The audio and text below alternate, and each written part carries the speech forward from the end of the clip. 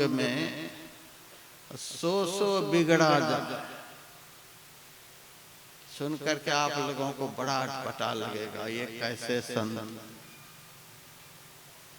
सब लोग कहते हैं सत्संग में जाने से जीवन बदलता है, और ये कहते हैं जो जो सत्संग में गया सो सब बिगड़ गया।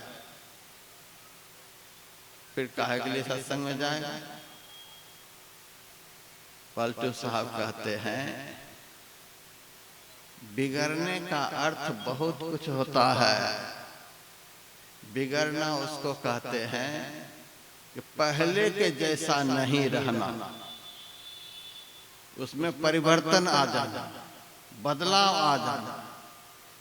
हाँ, कुछ लोग सही दिशा में बदलते हैं और कुछ लोग गलत दिशा में बदलते हैं। उस बदलाव को, उस परिवर्तन को, जैसा पहले था वैसा नहीं रह गया, कुछ और का और हो गया, इसी को बिगड़ना कहते हैं। जो जो गा सत्संग में सो सो बिगड़ा जाए, सो सो बिगड़ा जाए फूल संग बास समाना, अज्ञानी के संग पड़ा ज्ञान मूर्ख ने जाना। पारस के पर संग बिगड़िगा लोहा जाई, लोहा से भा कनक अपनी जाति गंवाई। सरिता गई है बिगड़ी, मिली गंगा में जाई, पारस के पर संग मलया के पर संग काठ चंदन कहलाई। पलटू काग से हंस भा और काग पछताए, जो जो गा सत्संग में सो सो बिगड़ा जाए। सुबह मैंने सुनाया था यह सत्संग क्या है। एक प्रकार की फैक्ट्री है। इस फैक्ट्री में क्या बनाया जाता है? जानवर को आदमी बनाया जाता है, आदमी को सिद्ध बनाया जाता है, सिद्ध को देवता बनाया जाता है, और देवता को भगवान बना दिया जाता है। यहाँ पर आदमी का क्रमिक विकास शुरू हो जाता है, और आदमी विकसित होते होते होते वहां तक विकसित हो जाता है जहां से विकसित होने का कार्य समाप्त हो जाता है। वही है परमात्मोपलब्धि, परमात्म साक्षात्कार, जीवन का अखंड आनंद, अखंड शांति। यहां तक आदमी का विकास होता है।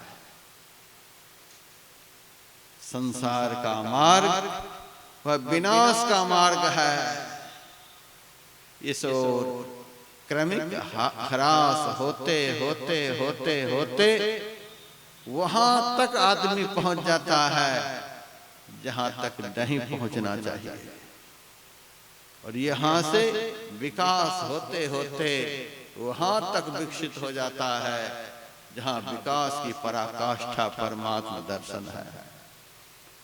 ऐसा यह कार्यक्रम है। हमारा समाज आध्यात्मिक हो। देखिए आज समाज किस दिशा में जा रहा है।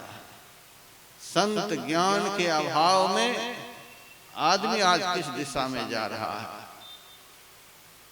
हम दुनिया घूमते हैं, दुनिया की दिशा और दशा को अच्छी तरह से जानते हैं। हम तो इस मंच पर से सभी सद्गृहस्थ सत्संगी भाई बहनों से कहते हैं, यदि अपनी संतति से, अपने बच्चों से भविष्य में सुख पाने की कामना करते हो तो अपने बच्चों को आध्यात्मिक बनाओ, अपने बच्चों को धार्मिक बनाओ, अपने बच्चों को संस्कारवान बनाओ। नहीं तो अधार्मिक बच्चे, संस्कारहीन बच्चे खर्च तो बहुत हुए हैं, मनोरथ तो दिल में बहुत हैं, लेकिन वे बच्चे तुम्हारे जीवन को नरक बना देंगे। ऑस्ट्रेलिया से पढ़कर आते हैं, अमेरिका से पढ़कर आते हैं, अफ्रीका से पढ़कर आते हैं, दुनिया के बड़े बड़े शहरों से पढ़कर आते हैं, लेकिन घर में माता पिता के पवित्र मनोरथ को धूमिल कर देते हैं। यहाँ तक कि प्रणाम तक पर भी संदेह है, ये बच्चे प्रणाम भी जीवन में करेंगे। आजकल ऐसी ऐसी संस्थाएं भारत में बनी हुई हैं, माता पिता के अंत्येष्टि संस्कार के लिए पैसे जमा हो जाते हैं। बच्चे को विदेश से भारत में आने की कोई जरूरत नहीं, उस बच्चे के नाम से माता पिता के सारे संस्कार कर दिए जाते हैं। बच्चे 25,000 रुपए उस संस्था को देकर माता पिता के संस्कार के लिए फ्री हो जाते हैं। कुछ नहीं करना है। यदि ऐसा ही करवाना हो तो अपने बच्चों को संस्कारहीन बनाओ। यदि अपने अपने बच्चों से भविष्य में सुख पाना हो तो संस्कार बनाओ। संस्कार स्कूल में नहीं बनता है, संस्कार कॉलेज में नहीं बनता है, संस्कार यूनिवर्सिटी में नहीं बनता है, संस्कार किसी फैक्ट्री में नहीं बनता है, संस्कार किसी लीडर के पास नहीं बनता है, संस्कार किसी भौतिक वैज्ञानिकों के पास बैठने से नहीं बनता है। थोड़ा सा विचार करके देखना। शुभ संस्कार, महासंस्कारवान पुरुष जो संत होते हैं उनकी शरण में बैठने से बनता है। यहाँ शुभ संस्कार का जन्म होता है। धर्मशास्त्र कहता है दुःशीलो मातृदोषेन, यदि किसी का बच्चा दुष्चरित्र है, चरित्रहीन हो गया है, इसमें माता का दोष है। उस बच्चे की मां संस्कारवान नहीं है। दुःशीलो मातृदोषेन। और यदि किसी का बच्चा मूर्ख है, महाअज्ञानी है, पितृदोषेन मूर्खता, उसके पिता में दोष है, पिता संस्कारहीन है। कार्पण्य वंश दोषेन, यदि कोई बालक कायर है, सन्मार्ग पर चलने से पैर को पीछे खींचते रहता है, तो समझ लेना इस बच्चे का जन्म हुआ है गलत खानदान में, वंश दोष है। आत्म दोषो दरिद्रता, यदि कोई दरिद्र है तो अपने दोष के कारण। आज संसार में किसी को सद्बुद्धि प्राप्त है, आज संसार में यदि किसी का नाम है, यश है, कीर्ति है, आज यदि संसार में किसी ने अपनी शुभ गति प्राप्त की है, आज यदि संसार में कोई ऐश्वर्यवान है, आज यदि संसार में किसी के जीवन में शीलता, विनम्रता, सदाचारिता है, तो इसके पीछे शुभ संस्कारवान महापुरुष का संग ही सिद्ध होता है। संत महापुरुष जो होते हैं शुभ संस्कारवान होते हैं।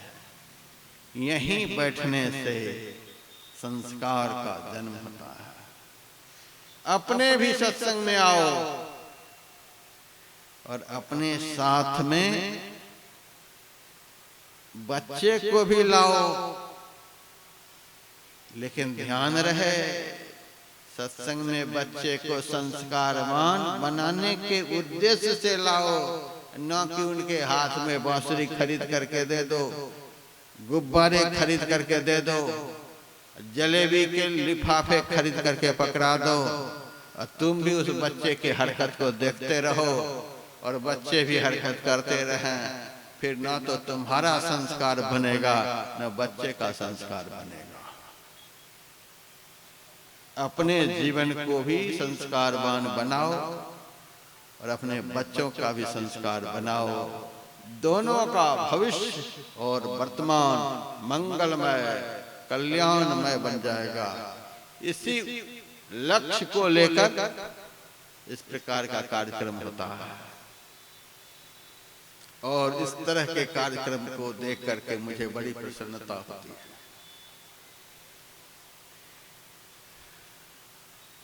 अभी आप लोगों ने गुरु महाराज के नियमानुसार संत तुलसीदास जी महाराज की वाणी का पाठ श्री रामचरितमानस से सुना। प्रसंग है अरण्य कांड का, संवाद है भगवान श्री राम और लक्ष्मण जी का।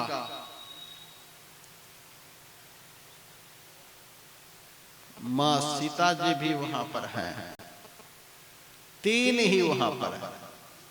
घनघोर जंगल है, सीता राम लक्ष्मण बस तीन ही वहां पर है और कोई भी नहीं।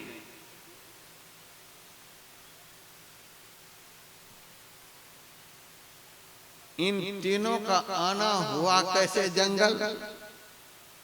बड़ा भारी षड्यंत्र के तहत। कहां तो श्री राम को राज सिंहासन पर बिठाने का संकल्प लिया गया था और कहां रात भर में खेल बिगड़ गया।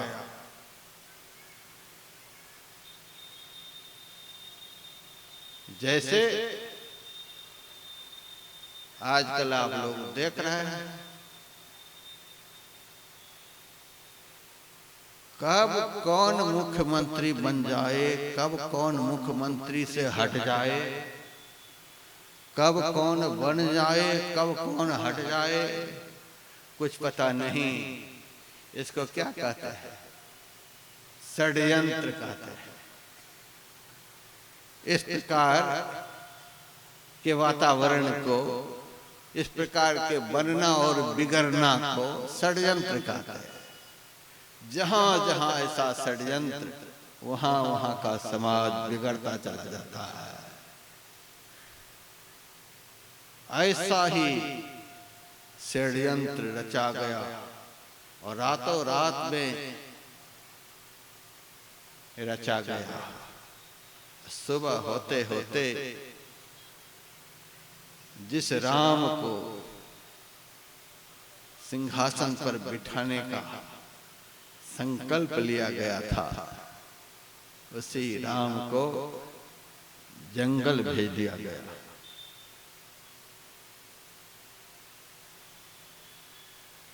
वाल्मीकि रामायण में लिखा हुआ और भी बहुत सारे रामायण हैं जिसमें लिखा गया, श्री राम के शरीर पर से राजकुमार का वस्त्र उतार लिया गया है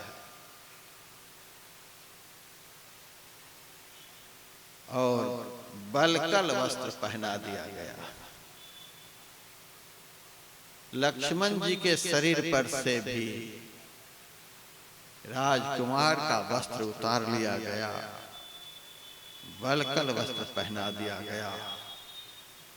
कई तो उठी है मां सीता के वस्त्र को भी उतारने के लिए, लेकिन गुरु वशिष्ठ जी उठकर खड़े हो गए। अब इससे आगे अनर्थ नहीं हो सकता।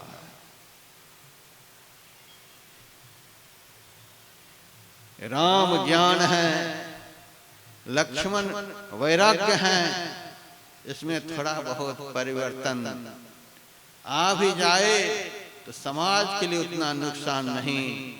यदि भक्ति के साथ छेड़छाड़ हो गई तो समाज नष्ट हो जाएगा। ये सीता साक्षात भक्ति स्वरूपा है।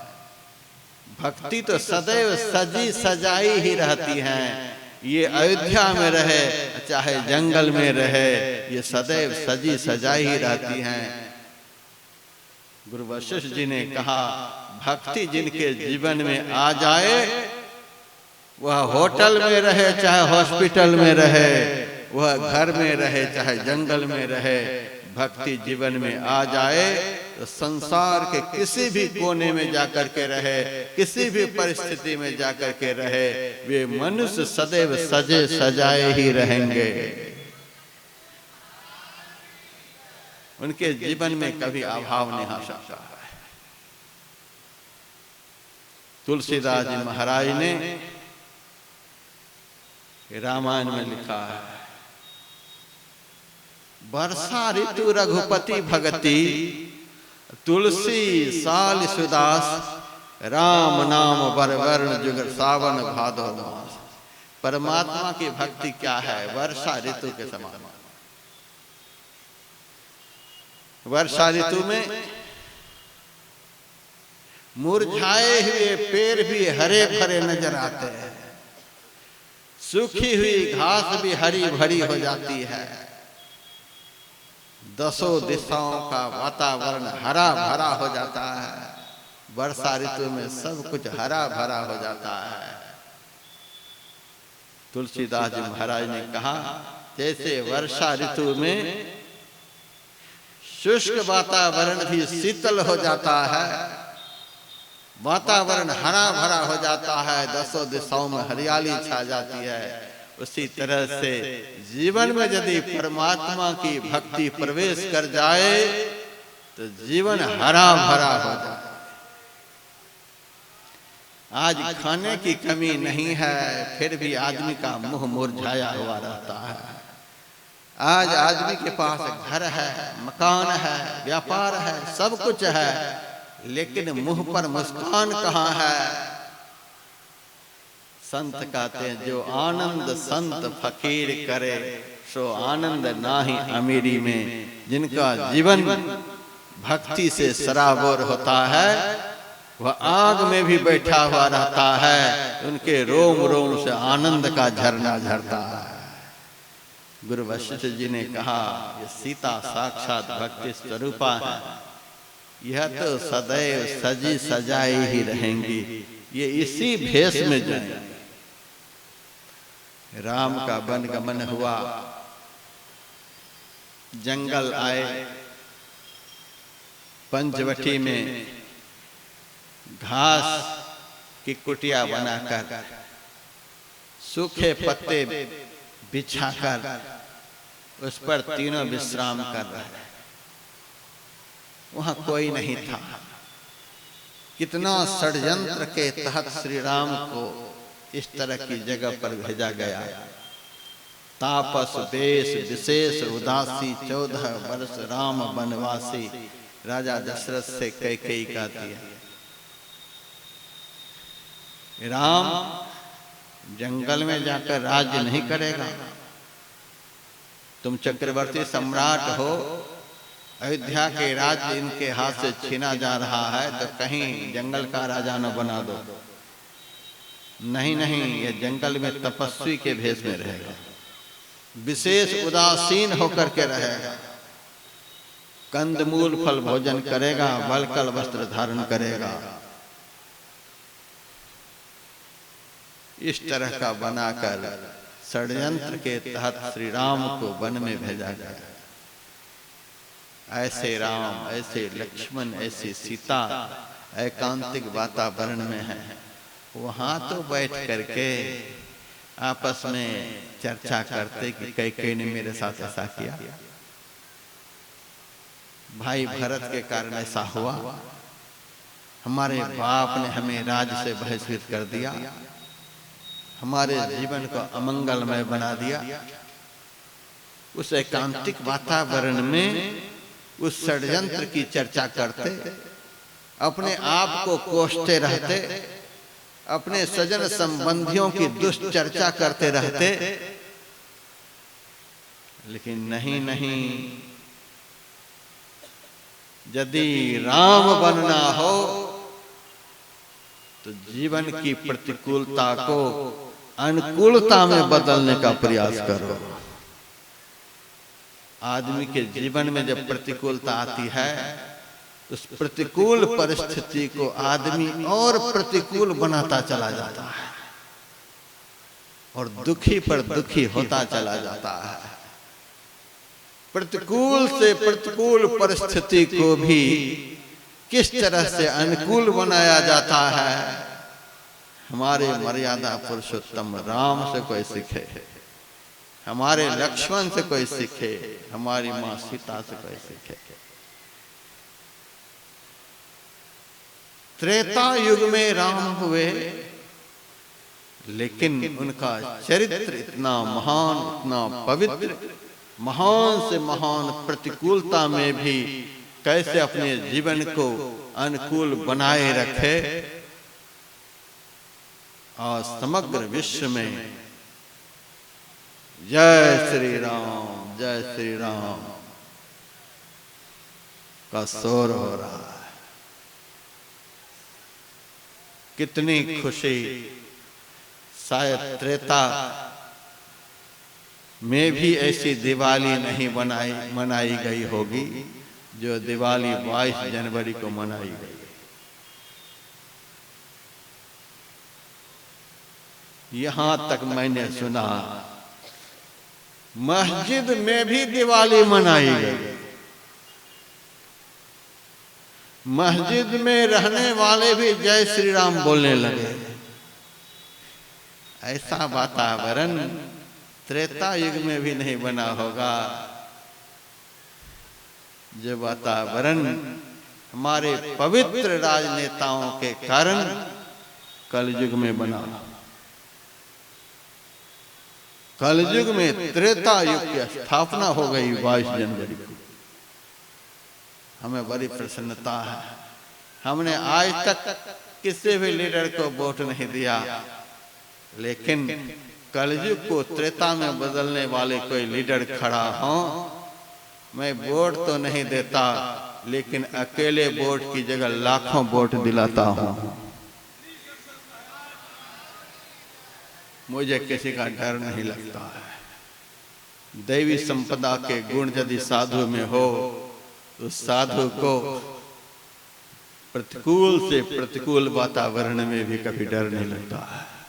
वह सत्य बोलता है, सत्य का प्रचार करता है। प्रतिकूल को अनुकूल बनाओ, यही राम का चरित्र है। प्रतिकूल वातावरण को अनुकूलता में बदल दो, यही राम का जीवन है। ये तीनों जंगल के वातावरण में है, कुटिया में है। ये तीनों तो आपस में बैठ करके दशरथ जी की निंदा करते। ऐसा बाप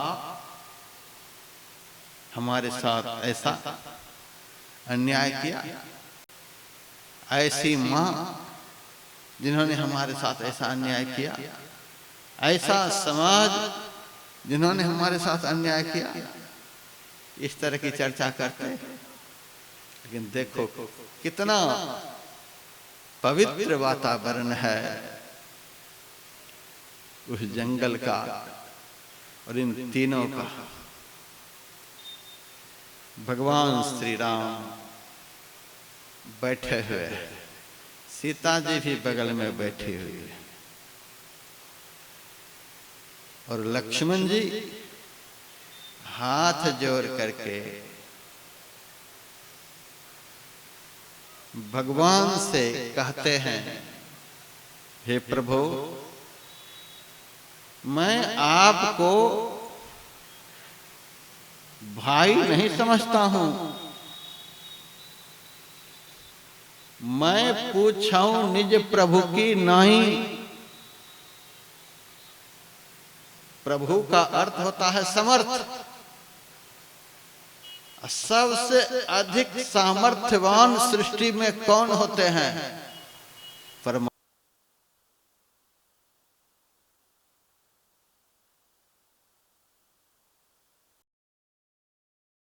सृष्टि के मालिक परमात्मा हैं, उसी ख्याल से आपसे मैं पूछ रहा हूं।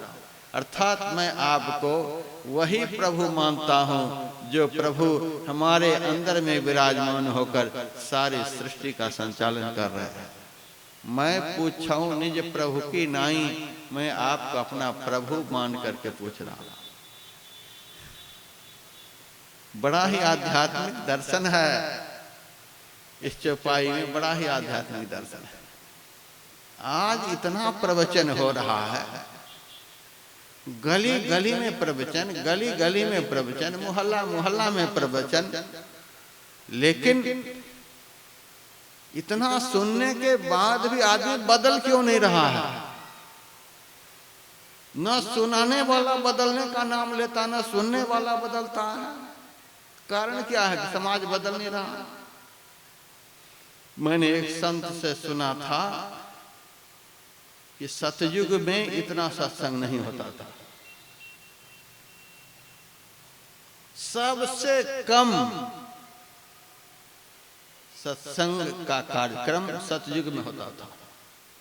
साल में एक बार कहीं किसी राज्य में सबसे कम सत्संग का कार्यक्रम सतयुग में। उसके बाद त्रेता युग में सत्संग का कार्यक्रम बढ़ना शुरू हुआ तो रावण, कुंभकर्ण, मेघनाथ सभी पैदा लेना शुरू हो गया। कार्यक्रम बढ़ने लगा और रावण, कुंभकर्ण का अवतार होने लगा। और द्वापर में कार्यक्रम और अधिक बढ़ गया। फिर तो क्या कहना है, दुर्योधन है, दुशासन है, कंस है, शिशुपाल है, दंत वक्र है, कितने का नाम सुनाओ, महाभारत पढ़ लो। कार्यक्रम बढ़ा। कलयुग में गोड्डा जिला में यह कार्यक्रम हो रहा है। हमें तो ताज्जुब लगता है कि इतने सारे सत्संगी कैसे यहाँ आ गए। गोड्डा जिला के गली गली में सत्संग हो रहा है। इतना सत्संग तो दुनिया के किसी जिला में नहीं। और हमें भरोसा नहीं है कि सत्संग में बैठे हुए आरती तक भी बैठेंगे। कब उठ उठ करके निकलने लगेंगे सत्संग से हमें पता नहीं है। इतना सत्संग और हमें भरोसा नहीं है सत्संगी पर कि आरती तक रहेंगे। कमाल हो गया। इतना सत्संग किसी युग में नहीं। गली गली में, गली गली में, मोहल्ला मोहल्ला में चंदा देते देते सत्संगी भाई बहनों की हालत खराब है। महाराज अब इस पंथ में नहीं रहेंगे, हालत खराब है। हर 4 दिन में रसीद, हर 4 दिन में रसीद। ये तो हमारे मंटू बाबू ऐसे लोग डटे पड़े हैं, नहीं तो बहुत लोग तो कंगाल की दिशा में हैं। लाल वाले मालो माल हो रहे हैं, धोती वाले कंगाल हो रहे हैं। लाल मालो माल, धोती कंगाल। बहुधाम समा रही धाम जति, बिस्या हरि लीन रही बिरती। कलयुग का धर्म तुलसीदास जी ने रामायण में लिख दिया है। बहुधाम समा रही धाम जति, धन घर मकान इधर उधर को संवारने में साधु लगे हुए हैं। बिस्या हरि लीन रही बिरती।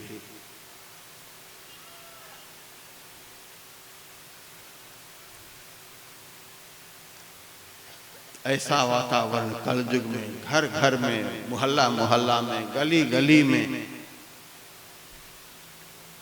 लेकिन अब तो त्रेता में एक रावण, एक कुंभकर्ण, एक मेघनाथ, द्वापर में एक दुर्योधन, एक शिशुपाल। कलयुग के लिए तो अब भजन बन गया है। कलयुग बैठा मार कुंडली, जाऊं तो मैं कहाँ जाऊं। अब हर घर में रावण बैठा, इतने राम कहाँ से लाऊं। घर घर में बाप के लिए बेटा रावण बनकर खड़ा है। अब हर घर में रावण बैठा। मैं यदि इस भजन को लिखता तो मैं तो लिख देता, अब हर सर में रावण बैठा, इतने राम कहाँ से लाऊं। यह कलयुग का वातावरण, प्रत्येक मनुष्य के मस्तिष्क में कुमारगामी यह मन रावण बढ़ करके उसे परेशान कर रहा है। अब हर सर में रावण बैठा, ऐसा वातावरण कलयुग का। सतयुग में कार्यक्रम सबसे कम, लेकिन उस समय का आदमी कैसा, कृतयुग सब जोगी विज्ञानी, सब जोगी थे, महान ज्ञानी थे, सब धार्मिक थे, कहीं भी पापाचार, दुराचार, अत्याचार वगैरह नहीं था।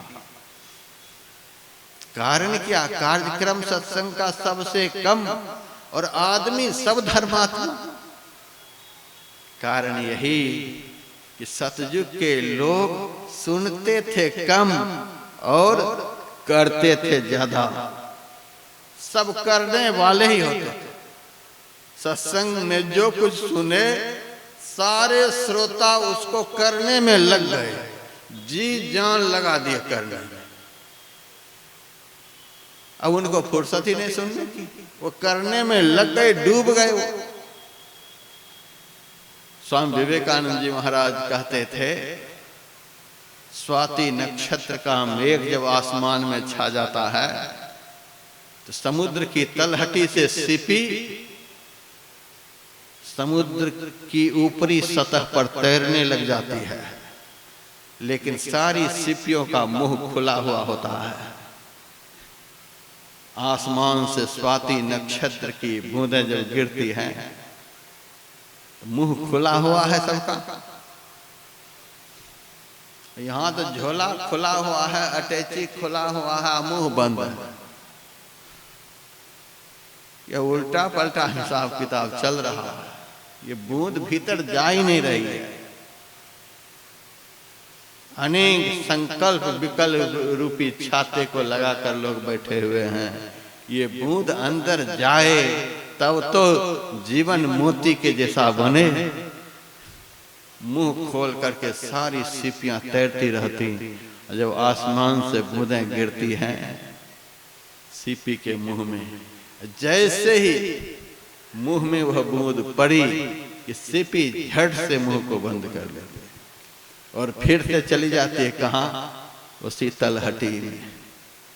जिस सीपी ने मुंह को बंद करने में देर लगा दी, तो स्वाति जल बूंद के साथ समुद्र का भी जल उसमें प्रविष्ट हो गया, मिश्रित हो गया। मिश्रित होने के बाद स्वाति जल सड़ जाता है, उसमें कीड़े हो जाते हैं। यदि समुद्र का जल मिश्रित नहीं हुआ तो 3 महीने के अंदर उसी सीपी के अंदर मोती बन जाती है, कीमती मोती। आप कन्याकुमारी जाइएगा, मोती की माला लिए फिरेगा आपके पीछे पीछे, वही बूंद मोती। कमाल हो गया। एक सीपी उस बूंद की सुरक्षा किस तरह से करती है। सुन रहे हैं मेरी बात को, समझ रहे हैं। एक सीपी स्वाति नक्षत्र के जल बूंद की किस तरह से सुरक्षा करती है। और इस मंच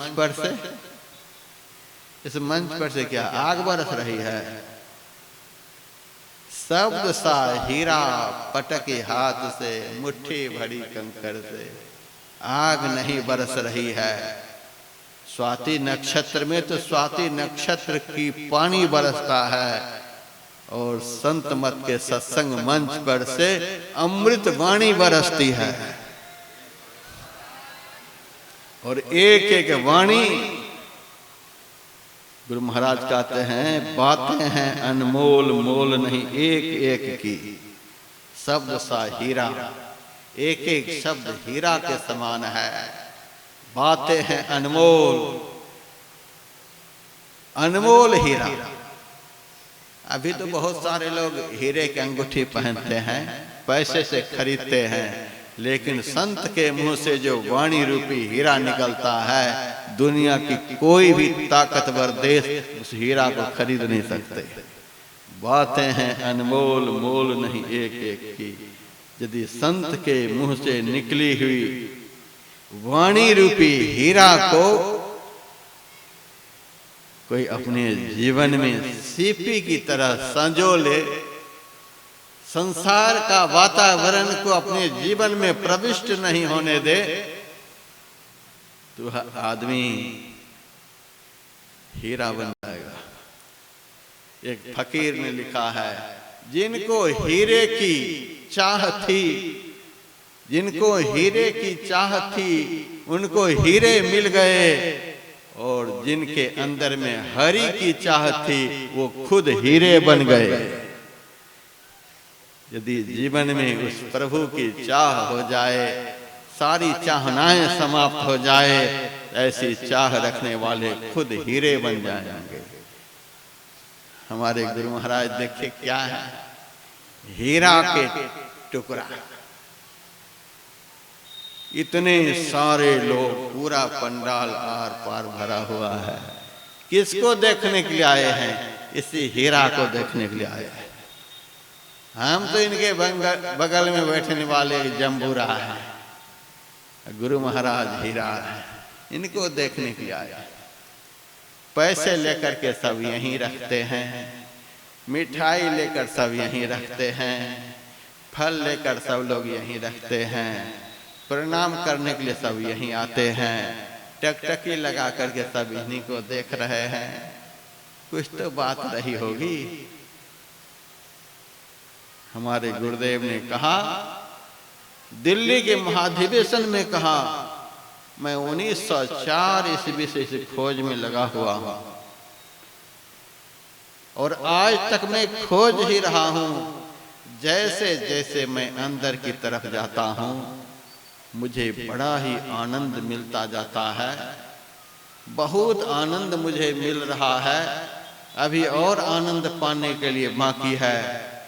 मैं वही आनंद का खजाना बताने के लिए यहाँ आया हुआ। अब देखिए गुरु महाराज ने क्या खोज करके निकाला,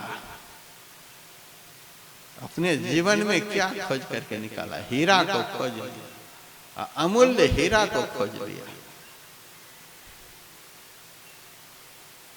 अमूल्य हीरा को खोज करके गुरु महाराज खुद हीरा बन गए। इसी हीरा को पाने के लिए, इसी हीरा को देखने के लिए सारे लोग यहाँ आए हुए हैं। हीरे की अंगूठी पहनने के बाद भी भूख लगती है, प्यास लगती है, अनेकों प्रकार के दुर्विकार सताते हैं, लेकिन संत रूपी हीरा का दर्शन जीवन में हो जाए तो सारा दुख क्लेश निःशेष हो जाते हैं। ऐसे हीरे हैं संत सदगुरु, इन्होंने अपने जीवन को हीरा बना दिया। सतयुग में लोग सुनते थे कम, करते थे ज्यादा। जो सुने सुन करके लग गए, हीरा बनने में लग गए। त्रेता युग आया, कार्यक्रम बढ़ना शुरू हो गया। लोग सुनने लगे बहुत अधिक, और करने लगे कुछ कम। सुनने लगे ज्यादा और करने लगे कम। तो रावण कुंभकर्ण पैदा होने लग गया। द्वापर में सुनने लगे और अधिक ज्यादा, और करने लगे बहुत कम। कलयुग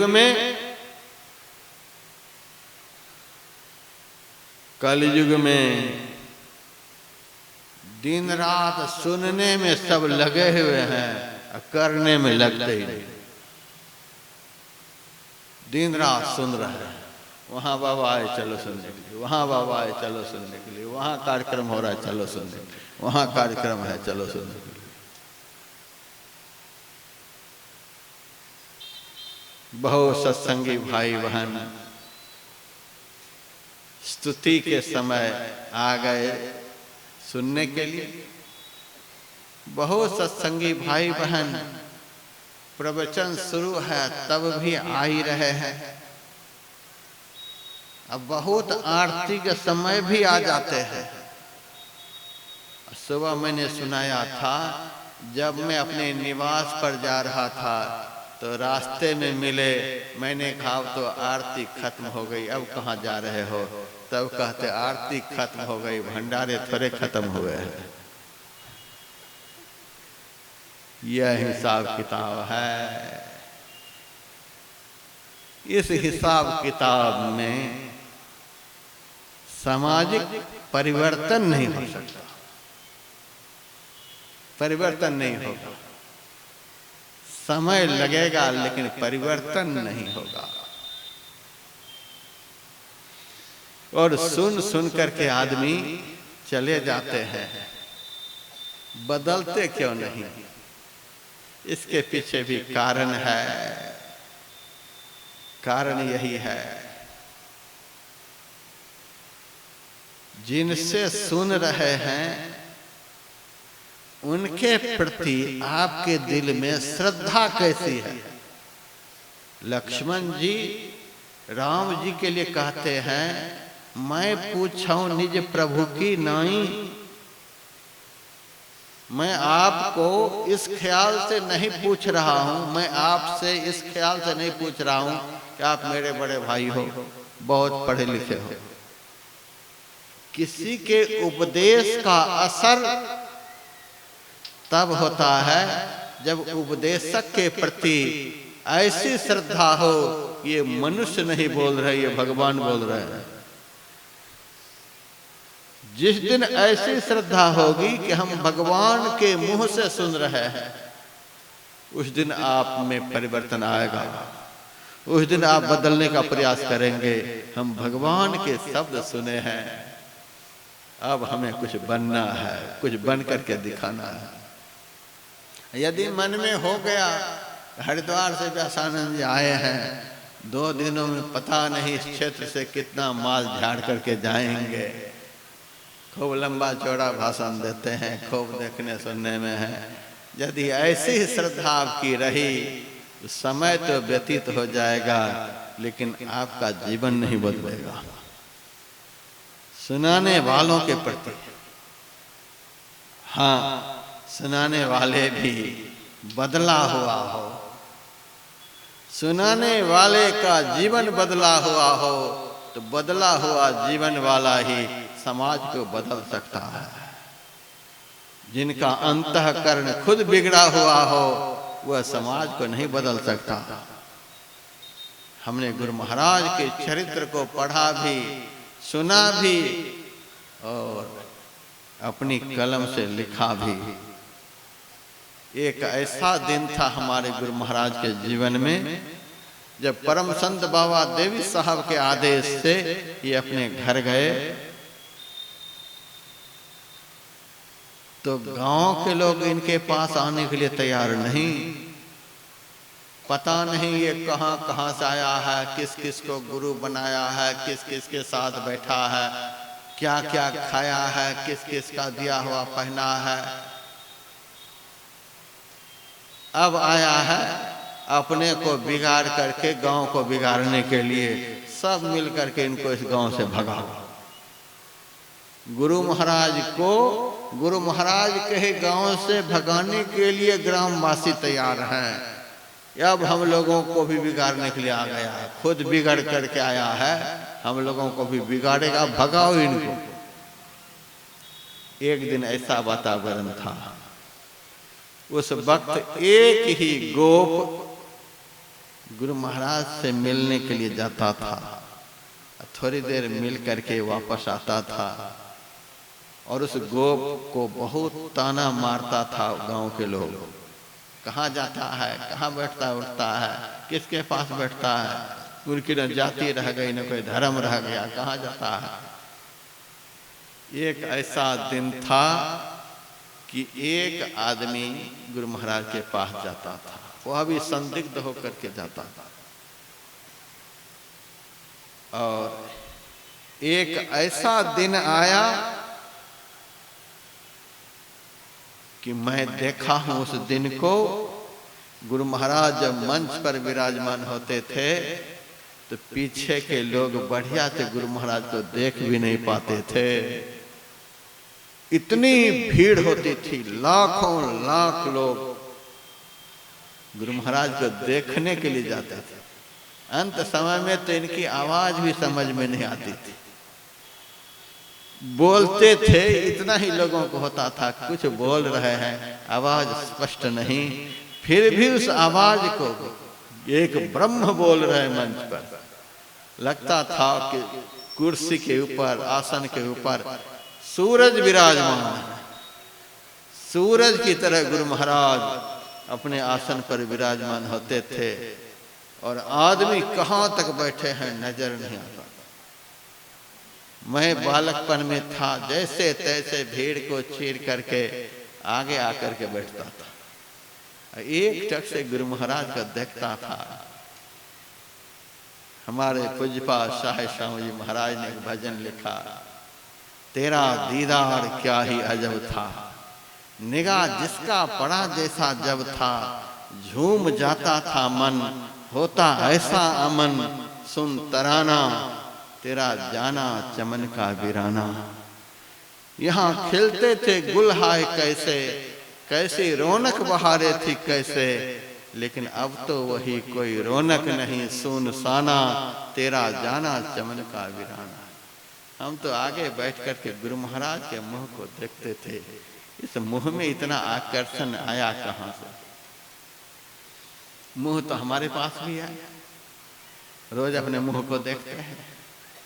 हमारी बात को कितने लोग सुनते हैं? सबके पास मुंह है, बिना मुंह का एक भी आदमी नहीं। लेकिन हमारी बात को कितने लोग सुनने के लिए तैयार हैं? यदि आप बोलेंगे तो चुप, बहुत बोल लिया। गुरु महाराज के मुंह को मैं देखता था, इस मुंह में कितना आकर्षण है। इस मुंह की कैसी भी बोली निकले, उसे सुनने के लिए कान लगाए लाखों लोग बैठे होते थे। क्या उस मुंह में ताकत थी? मुंह में ऐसी ताकत तभी आती है जब इस मुंह से जीवन में कभी भी किसी की निंदा नहीं निकलती है, किसी की चुगली नहीं निकलती है, कभी भी असत्य भाषण नहीं होता है, कभी भी किसी की बुराई इस मुंह से नहीं निकलती है। जिन्होंने इस मुंह को सही सलामत रखा है, जिन्होंने इस मुंह को सही सलामत रखा है, जिन्होंने इस मुंह का सही सदुपयोग किया है, जिसलिए यह मुंह मिला है, उस काम को सारे जीवन इस मुंह से किया है। उस मुंह को देखने के लिए लाखों लोग तरसते हैं। मैं गुरु महाराज के कान को देखता था। कान तो हम लोगों के पास भी है, लेकिन क्या क्या कान से निकल रहा है? कोई आपके कान को देखता है? गुरु महाराज के कान को भी लोग देखते थे। क्या इस कान में था? हमारे गुरुदेव ने जिसलिए यह कान मिला था, उस काम को किया, इस कान का सदुपयोग किया। हम लोग ज्यादा से ज्यादा सदुपयोग करते हैं तो चश्मा का हैंडल रखने के लिए, चश्मा का हैंडल रखने के लिए इस कान का सदुपयोग हो रहा है। और क्या सदुपयोग हो रहा है? 2400 घंटे दूसरे की निंदा चुगली, इधर उधर की बातों को सुनने में ही लगे रहते हैं। कान को कवाड़ा बना लिया। गोस्वामी लक्ष्मीनाथ परमहंस कहते हैं, सुनतन कथा कबहु माधव के, सुंदर सुयस भरे रे, लक्ष्मीपति अहि भवन बखानत, नाहक भार धरे रे, जो जन राम भजन नहीं जाने, सो जन्मे काहे को रे, ताके मातु पिता धिक जीवन, जाके कुल अवतारे रे, वंश कुठार भयो सोई पामर, गर्भ ही काहे न मरे रे, जो दिन जो मुख राम नाम नहीं आवत, सो मुख राख भरे रे। सुनतन कथा कबहु माधव के, कान का सदुपयोग अभी आप लोग यहाँ बैठ करके कर रहे हैं, यह कान का सदुपयोग है। और मैं कभी कभी आप लोगों से कहना चाहूंगा, मैंने जब हरिद्वार में गौशाला का उद्घाटन किया था तो उस अवसर पर 7 दिनों तक दिन रात अखंड गुरु मंत्र का संकीर्तन किया, बोल बोल करके, माइक लगा करके नाम का संकीर्तन, जो मंत्र गुरु महाराज ने दिया था उस मंत्र को बोल बोल करके ऐसा संकीर्तन हुआ था। लोग बोलते थे पता नहीं ये लोग किस संस्था का दिन रात गुरु गुरु गुरु गुरु कर रहे हैं। 7 दिन 7 रात तक लगातार चलता रहा अखंड नाम संकीर्तन। और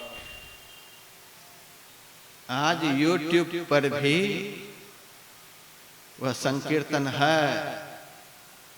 आप लोगों को मैं बता रहा हूँ, MM संत मत, यह YouTube चैनल है। उस चैनल पर आप लोगों के पास स्मार्टफोन है, इस चैनल को सब्सक्राइब करिए और गुरु धुन को सुनिए, उस गुरु धुन को सुनिए। दिन रात चला था। आज लाखों लाख लोगों ने उस गुरु धुन को सुना है।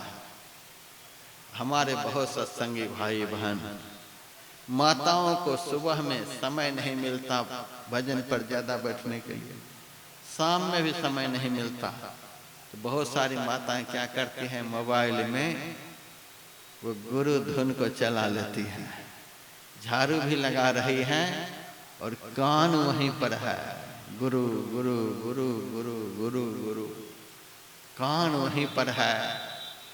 रोटी बना रही है, कान वहीं पर है।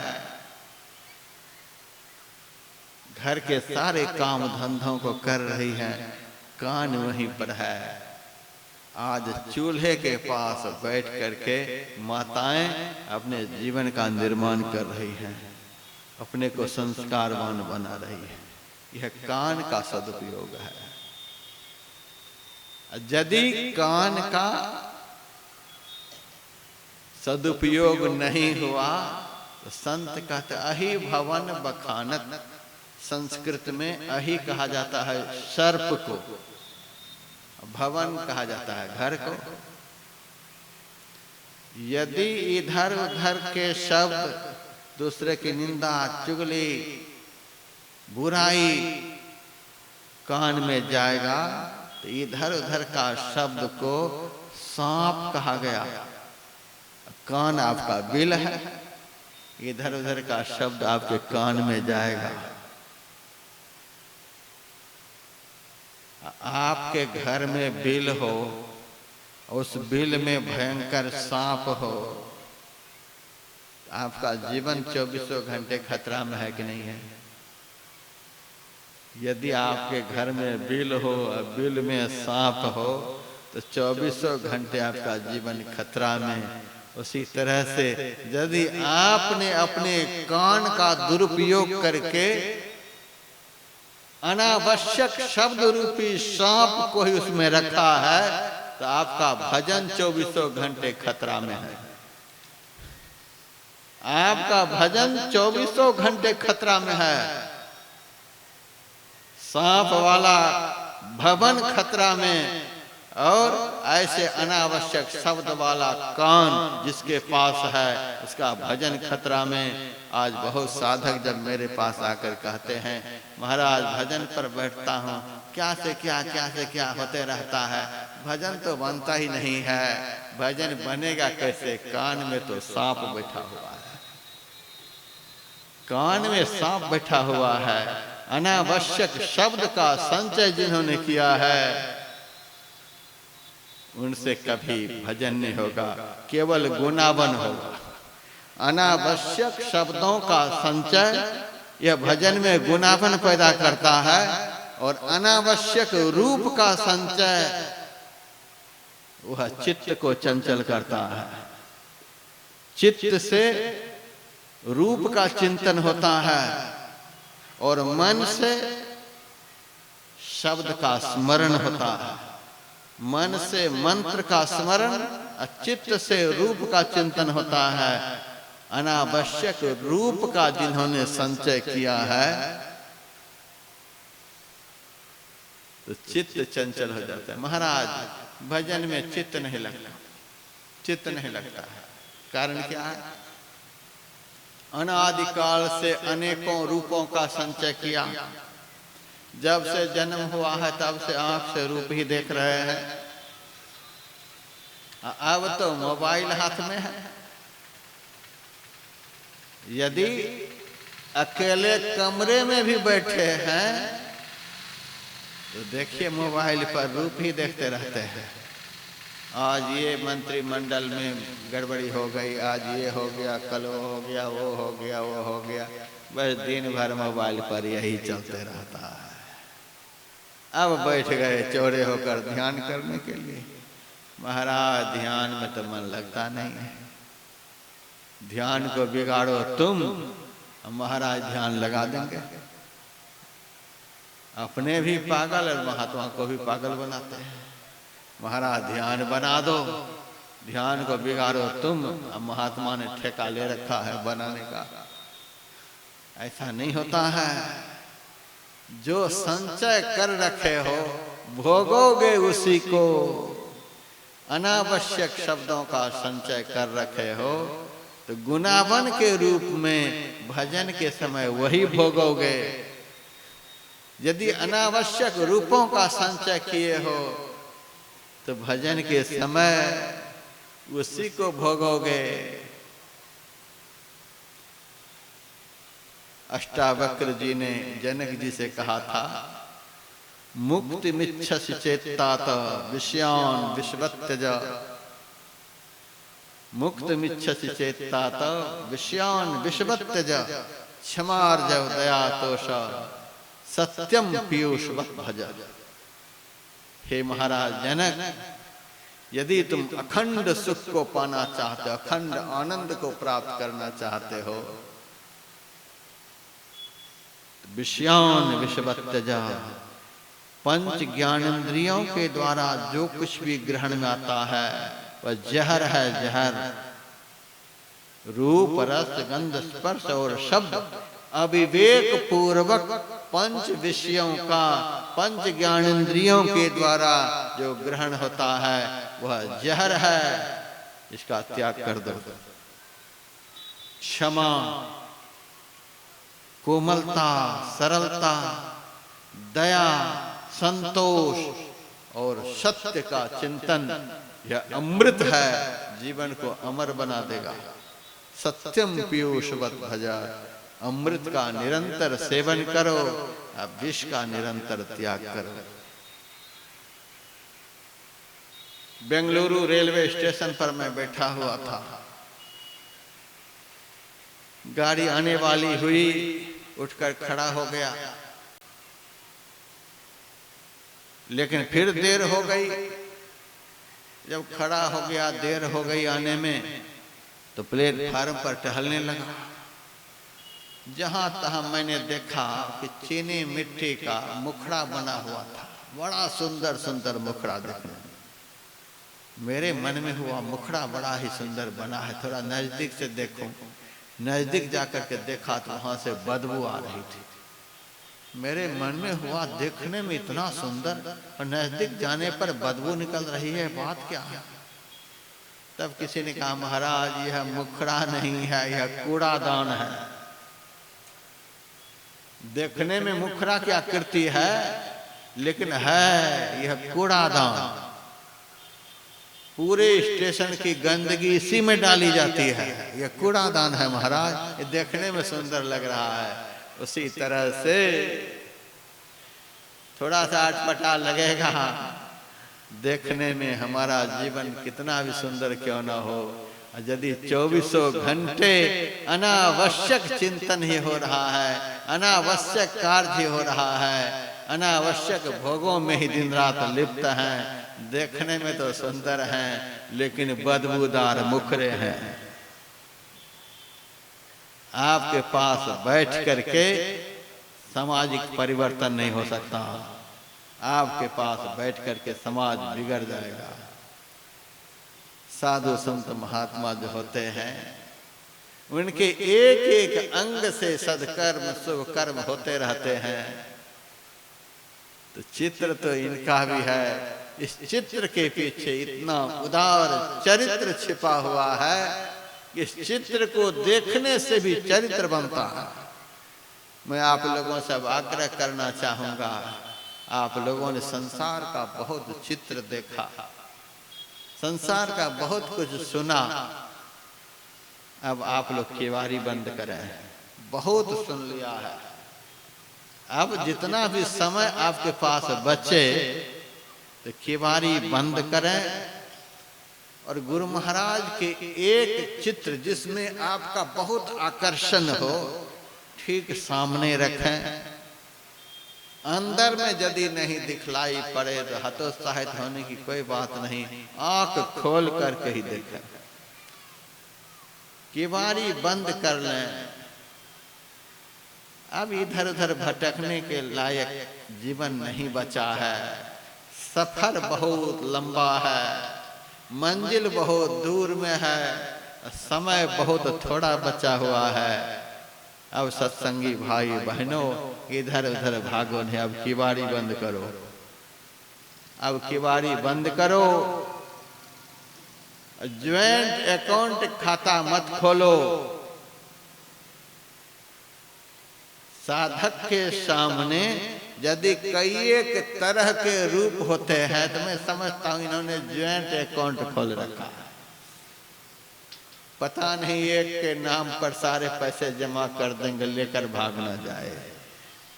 उसी तरह से एक का ही ध्यान चिंतन करेंगे तो कहीं दूसरे के अपमान से हमारा ध्यान न बिगड़ जाए। बहुत साधक भ्रमित हो रहे हैं। मैं तो कभी कभी ऐसे ऐसे सत्संगी का नाम बोलता हूँ, कभी कभी इशारे से भी संकेत करता हूँ। मैं उड़ीसा जाता हूँ साल में एक बार भुवनेश्वर में सत्संग करने के लिए। ऐसा हमारा वह सत्संगी है, मारवाड़ी परिवार से है, ऐसा सत्संगी। एयरपोर्ट से हमें अपनी गाड़ी में लाता है, गाड़ी में जैसे घुसता हूँ गुरु महाराज का चित्र। जब गाड़ी को चलाता हुआ अपने भवन के द्वार पर लाता है तो भवन के द्वार पर गुरु महाराज का चित्र। सीढ़ी पर कदम रखते जाता हूँ, जहां जहां से सीढ़ियां मुड़ती हैं हर मोड़ पर गुरु महाराज का चित्र। जब महल में प्रवेश करता हूँ तो वहां गुरु महाराज का चित्र। भोजनालय में प्रवेश करता हूँ तो द्वार पर गुरु महाराज का चित्र। विश्राम स्थल पर जाता हूँ गुरु महाराज का चित्र। एक ही चित्र, पूरे घर में एक ही चित्र, हर जगह एक ही चित्र। जहां भी नजर जाए वही एक चित्र, जहां नजर जाए वही एक चित्र। एक ही चित्र में निष्ठा रखते रखते आज सत्संगी का जीवन ऐसा पवित्र हो गया है कि 2 बजे रात में ध्यान पर बैठते हैं तो 6 बजे तक बैठे रहते हैं। इतना मन लगता है।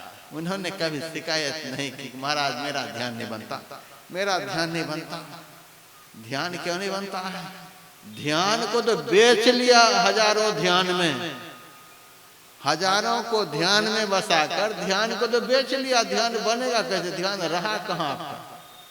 ध्यान को तो आपने बेच लिया। जाप को तो आपने बेच लिया, सत्संग को तो आपने बेच लिया, सब कुछ को बेच लिया, अपने हाथ को कितने हाथों में पकड़ा दिया। भजन बनेगा कैसे? गुरु महाराज का भरोसा कहाँ है? ये हमारा है कि किसका है? हमारे आराध्य को ही हमारे पर भरोसा नहीं रह गया। ऐसे ना भरोसेमंद भक्त से कहीं भजन बनता है? कभी नहीं बनेगा। हमारे आराध्य देव को हमारे कैरेक्टर पर भरोसा होना चाहिए, विश्वास होना चाहिए। भजन बनेगा कैसे? किवारी बंद करो, बाहर में 1000 तस्वीर रखो, हम नहीं मने करते हैं, लेकिन जिस घर में आप रहते हो उस घर में एक चित्र, आंख खोल करके देखो चाहे आंख बंद करके देखो, जैसे हो उसको देखते रहो। मैं विश्वास दिलाता हूं,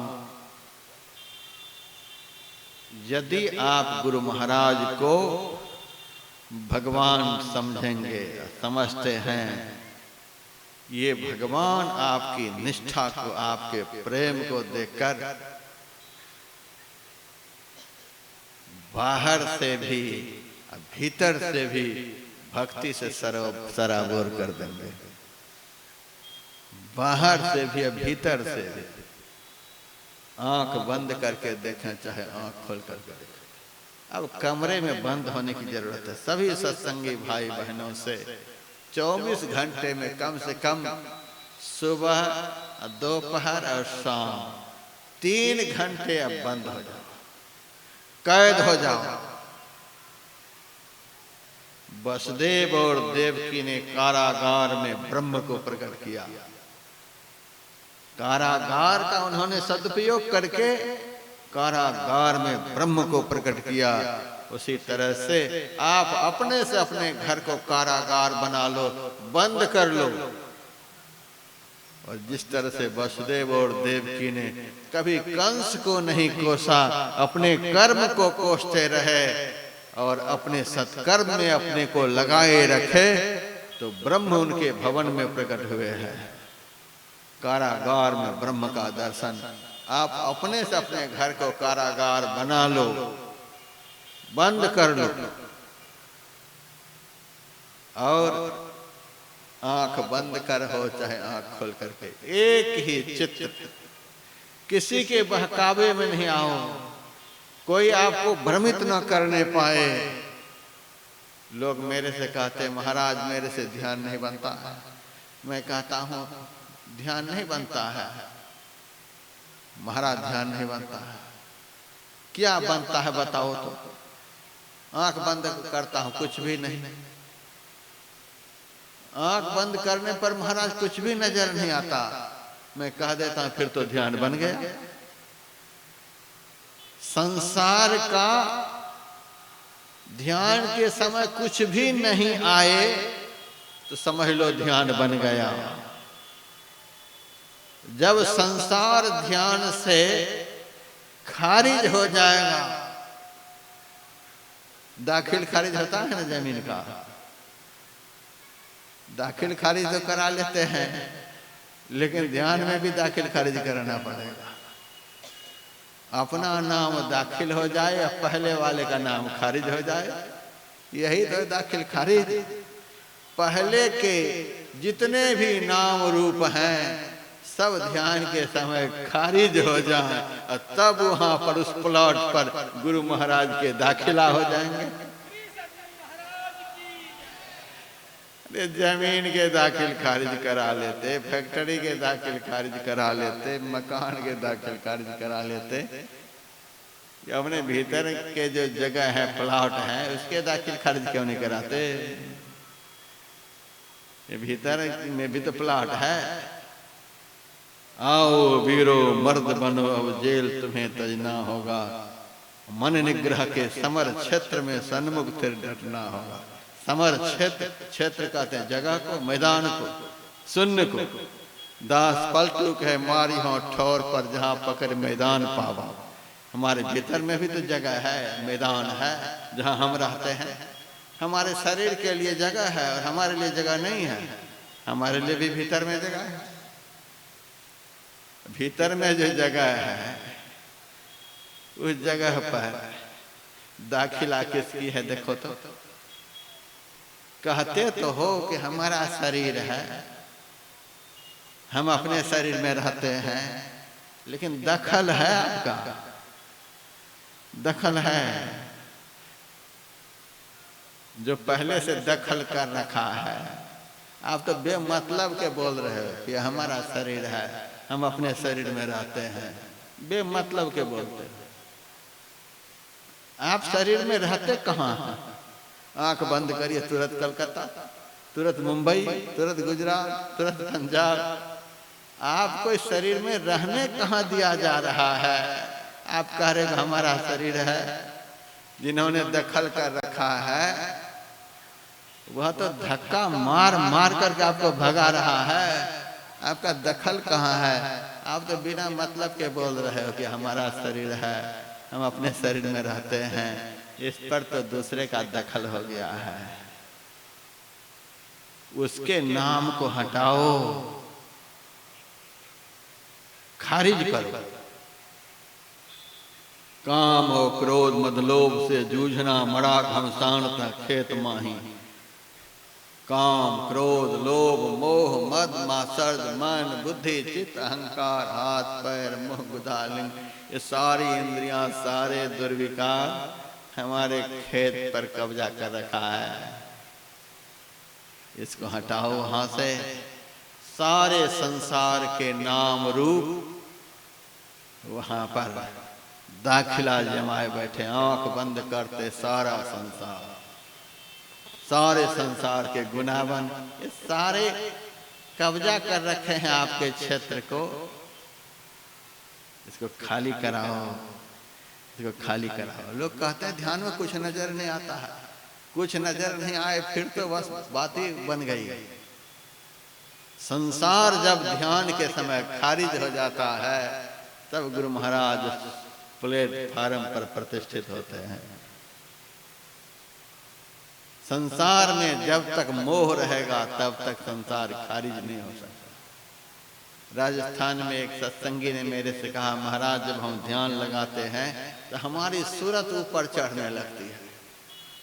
मैंने कहा कमाल हो गया, घर में रहते आपकी सूरत ऊपर चढ़ गई, कमाल हो गया, बड़ी खुशी की बात है। जब मैंने कहा बड़ी खुशी की बात तो मेरे ऊपर बिगड़ गया, ये बड़ी खुशी की बात है, हमको तो घुटन होने लगती है। मैंने कहा घुटन क्यों होती है? कहा यदि सूरत उधर ही रह गई तो इधर लड़के हैं, बच्चे हैं, फैक्ट्री है, इधर हैं उधर हैं, इसको कौन देखेंगे यदि उधर ही रह गए तो। मैंने कहा अरे आदमी, उधर भी जाना चाहते हो, इधर को भी छोड़ना नहीं चाहते हो। वे आदमी न इधर के न उधर के।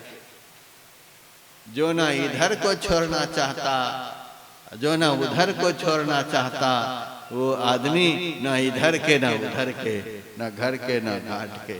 महाराज लड़के घर में चाय नहीं पूछते हैं, अब हो गए। जिधर मन को लगाया उधर से अब क्या मिलने लगा देखो, न इधर के न उधर के। हमसे क्यों नहीं कुछ होता है? एक एक इंद्री का परिष्कार करो। विश्वत विषयान त्यजा, विश्व के समान संसार के चिंतन का त्याग करो। हम गुरु महाराज के कान को देखते थे, हम गुरु महाराज की आंख को देखते थे। इन्होंने आंख का उपयोग किया, हम लोग आंख का दुरुपयोग कर रहे हैं। हम लोग आंख का दुरुपयोग करिए, ये आदमी ऐसा है, ये आदमी ऐसा है। किसी किसी आदमी की आंख तो ऐसी है जिनको दुनिया में कोई अच्छा नजर ही नहीं आता, कोई अच्छे नहीं नजर आते हैं। कान का दुरुपयोग, आंख का दुरुपयोग, नाक का दुरुपयोग, जीभ का दुरुपयोग, पैर का दुरुपयोग, हाथ का दुरुपयोग, सारी इंद्रियां दिए थे भगवान ने इस जीवात्मा रूपी बेटे को सहयोग लेने के लिए 14 नौकर परमात्मा रूपी बाप ने जीवात्मा रूपी बेटा को दिया था कि हमारा बेटा दुनिया के सबसे बड़े राजा का बेटा है, खूब मौज करेगा। 14 नौकर एक आदमी के ऊपर रहे, उस आदमी को कुछ करना पड़ेगा। 14 नौकर यदि एक आदमी की सेवा सही तरह से करे, कितना सुख मिलेगा उसको बताओ। 14 नौकर यदि हमारा दुश्मन बन जाए, तब एक मालिक के साथ क्या होगा? 14 नौकर हमारे विपरीत हो जाएं, हम घर में अकेले, 14 नौकर हमसे विपरीत हो जाएं, हम घर के मालिक अकेले, तो उस मालिक की क्या दुर्गति होगी? 14 नौकर हमारे अनुरूप हमारी सेवा में लगे रहें, तो हमें कितना सुख मिल सकता है, कल्पना करें। यही बात है, जिन्होंने अपनी 14 इंद्रियों को सही दिशा में लगाया, आंख को, कान को, नाक को, हाथ को, पैर को, सभी इंद्रियों को शास्त्रानुकूल सही दिशाओं में लगाया, वह आदमी बादशाहों का बादशाह बन करके जंगल में भी बैठा रहता है, तो स्वर्ग के फरिश्ते उनके चरण चूमने के लिए आते हैं। संत के लिए लिखा जाता है, भूलिन देह कुमारग पाऊं, संत उसी को कहते हैं जिनके किसी भी इंद्रियों के द्वारा जागृत में कौन कहे, स्वप्न में भी कोई अशुभ कर्म नहीं होता है। संत ने अपनी समग्र इंद्रियों को सही दिशा में लगाया, तो देखिए बादशाह बनकर के, भीतर से तो बादशाह थे ही, संत जन करत साहिबी तन में, 5-25 फौज या मन के खेलें भीतर तन में, भीतर से तो बादशाह थे ही, बाहर से भी बादशाह, बाहर से भी बादशाह। मैंने ऐसा सुना कि जब गुरु महाराज कुप्पा घाट में विश्राम कर रहे थे, तो एक बार महासभा की बैठक हुई महाधिवेशन को लेकर के। महासभा के लोगों ने आवेदन पत्र देख करके अखिल भारती की जगह को सुनिश्चित कर दिया, यहाँ पर अखिल भारती का कार्यक्रम होगा। गुरु महाराज से स्वीकृति नहीं ली, अपने मन से स्थान का चयन, तिथि का चयन कर दिए। कहे कि गुरु महाराज के लिए ही तो हम लोग कर रहे हैं, गुरु महाराज से मुहर लगवा लेंगे। अपने मन से गुरु महाराज को स्वीकृति नहीं। उनको समझना चाहिए कि महासभा गुरु महाराज की है, गुरु महाराज महासभा के नहीं। जब उल्टा हिसाब किताब हो जाता है तो उल्टी गाड़ी चलने लग जाती है। थोड़ा सा मन में अभिमान आया, हम गुरु महाराज से मुहर लगवा लेंगे, अपने मन से तिथि निर्धारित हो गई। उसके बाद 3-4 बजे रामायण का पाठ होता था आश्रम में, गुरु महाराज सुनते थे। बहुत सारे सत्संगी भी बैठे होते थे। संयोग से इसी गोड्डा जिला के कुर्मी चक से एकाध सत्संगी गए हुए थे। क्या मौज हुई, रामायण के पाठ होते होते ही पाठ बंद करा के गुरु महाराज ने कुर्मी चक के सत्संगी को इशारे से सामने बुलाया, इधर सुनो, इधर तुम अखिल भारती कराओगे? इस जिला के सत्संगी तो बड़े श्रद्धावान हैं, यद्यपि सामर्थ्य नहीं, साधारण सत्संगी थे, लेकिन गुरु महाराज के प्रति विश्वास इतना कि गुरु महाराज बुला रहे हैं, बाप हमको बुला रहे हैं, तो हमें बोलने में क्या है, तुम सत्संग कराओगे? सरकार की आज्ञा होगी तो जरूर कराएंगे सरकार। ठीक है, अगला महाधिवेशन जो होगा कुर्मीचक में होगा, लेकिन सुनो, तुम अपने से रसीद नहीं छपाओगे। प्रेस के संपादक को गुरु महाराज बुलाए और उनसे कहा, ये जब अधिवेशन के लिए रसीद छपवाएंगे तो आश्रम के खर्च से जितना कहेंगे उतना छपवा देंगे। संपादक को आदेश दे दिए और उस सत्संगी से कहा, रसीद लेकर के जब चंदा शुरू करोगे तो सबसे पहले मेरे पास आना। वह सत्संगी गुरु महाराज के पास आए। उन्होंने महर्षि संसेवी परमहंस जी महाराज से कहा, संसेवी जी 5000 रुपए महाधिवेशन के लिए इस सत्संगी को दे दीजिए, रसीद कटा लीजिए। गुरु महाराज 5000 रुपए दिलवाए। सत्संगी को तो बड़ा आनंद आ गया।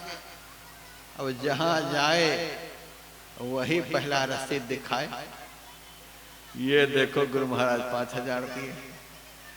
जब हमारे बाप 5000 दिए हैं तो बेटे कम थोड़े होंगे। कोई 11000, कोई 25000 रुपए तो कुर्मीचक में बरस गए। और ऐसा महाधिवेशन हुआ कि कुर्मीचक वाले को आज भी पता होगा, ये बादशाह होते हैं, इसको हम बादशाह कहते हैं। नौकर ही बात नहीं सुने, साथ में रहने वाला भी एक भी बात नहीं सुने, ये नामधारी बादशाह से संस्था नहीं चलती है। गुरु महाराज के होने पर पत्ता हिलता था, सब जानते हैं, पत्ता पत्ता हिलता था। और सारे लोग डर के मारे हाथ जोड़े खड़े रहते थे। गुरु महाराज तो पलंग पर लेटे हुए होते थे, फिर भी इतना डर क्यों था? डर उनका होता है जिनमें ताकत होती है। बिना ताकत के आप डर कैसे पैदा करेंगे? बिना ताकत के आप अनुशासन नहीं कर सकते। आज हमने सुना जब 3 प्रांत का चुनाव हो गया था, किसी को पता ही नहीं चलता था कि कौन मुख्यमंत्री बनेगा, कौन क्या बनेगा। और जब फाइनल हो गया तब पता चला उसका नाम भी कहीं नहीं था। कैसे वो बन गए? किसी की हिम्मत नहीं पड़ी कि हम इस नाम का बहिष्कार कर दें। ये ताकत होनी चाहिए। ताकत से राष्ट्र चलता है, ताकत से संस्था चलती है। बिना ताकत के न राष्ट्र चल सकता न संस्था चल सकती है। राष्ट्र को चलाना हो तो ताकतवर पुरुष होना चाहिए लीडर में, और संस्था को चलानी हो तो ताकतवर महापुरुष होना चाहिए। बिना ताकत के न राष्ट्र चलेगा न संस्थान चलेगा। 14 नौकर जिनके सामने हाथ जोड़ करके खड़े हो। आप बाहर के नौकर की बात नहीं करिए। आप जीव हैं, जीवात्मा है, शरीर के मालिक आप हैं। इस शरीर के मालिक आप हैं और आपके बाप ने आपकी सुविधा के लिए, आपकी सेवा के लिए ऐसे ऐसे 14 नौकर दिए हैं। वे 14 नौकर यदि दास बनकर आपकी आज्ञा में रहे तो आपसे बड़ा बादशाह दुनिया में कोई नहीं हो सकता है। गीता में भगवान ने ऐसे बादशाह के लिए कहा, नैव किंचित करोमीति नान्य मन्येत तत्त्ववित् पश्यन् शृण्वन् स्पृशन् जिघ्रन् नश्नन् गच्छन् स्वपः ससन् प्रलपन् विसृजन् गृह्णन् नुन्मिषन् निमिषन्नपि इंद्रियाणि इंद्रियार्थेषु वर्तन्ते इति धारयन्। सारे इंद्रियों को अपने बस में करके जो चाहते हैं सो कराते हैं। किसी भी इंद्रियों में ताकत नहीं कि उनके आदेश के बगैर एक भी विषय को ग्रहण कर सके। सारी इंद्रियों को नौकर बना करके जो चलाते हैं, ऐसे कोई संत कहते हैं। सारी इंद्रियों को अपने बस में करके जो रखते हैं।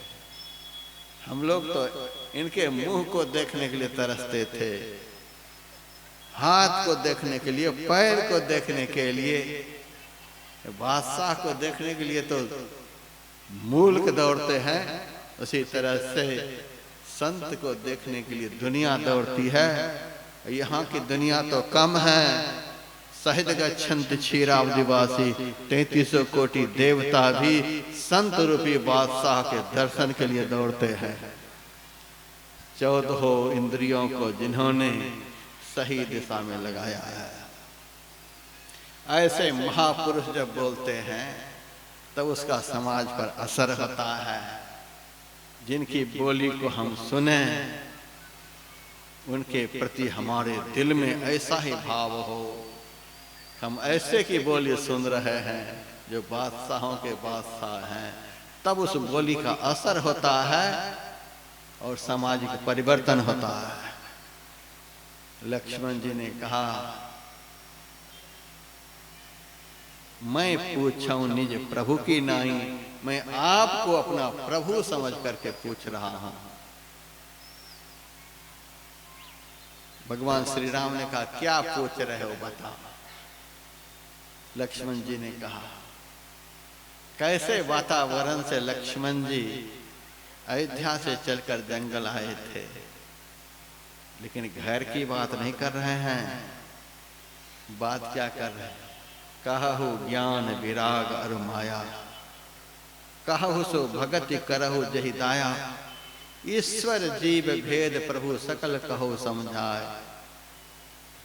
हे प्रभु, ज्ञान किसे कहते हैं, वैराग्य किसे कहते हैं, माया किसे कहते हैं, और वह भक्ति किसे कहते हैं जिस भक्ति के करने से आप पानी की तरह द्रवीभूत होकर उन तक पहुंच जाते हो।